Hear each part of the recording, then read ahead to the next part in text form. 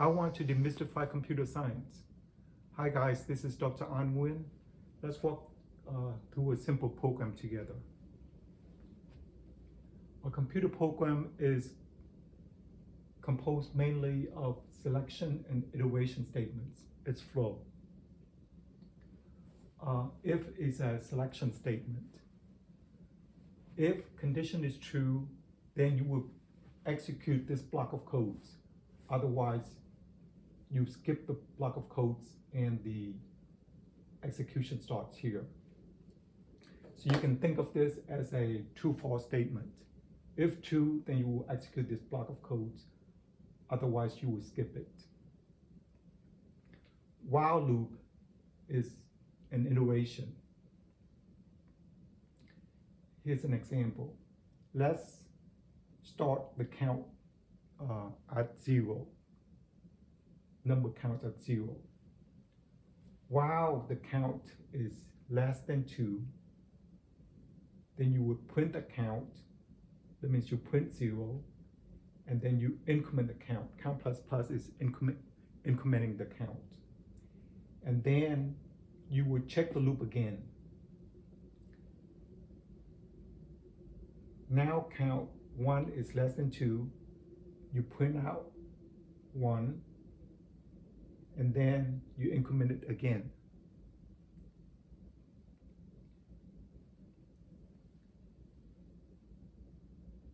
Now count is 2, and 2 is less than 2, not less than 2.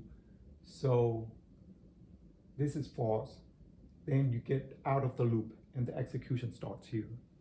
So if this is the end of the program, then the program would print 0, 1. And in a while loop, you would need a condition so that eventually this condition will no longer hold, so that you can jump out of the loop. Otherwise, it will be an infinite loop. You can also think of it as a repeating if statement. So we'll keep repeating until the condition no longer holds, then you would get out of the loop. There are other selection statements like if else, switch, etc. And for while, you can have other variations like do while and for loop. A for loop is actually better when you implement a specific number of counts, like 5 times, 10 times. But I just want to introduce you to a while loop because it's more general. Okay, and this is written in half English, half C language. So it's easier for you to understand the logic.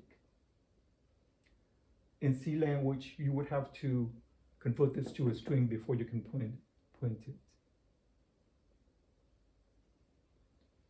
So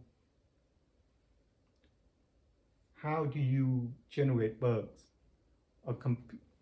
A bug, one of the way a bug can happen is when a program fails to anticipate the user's input.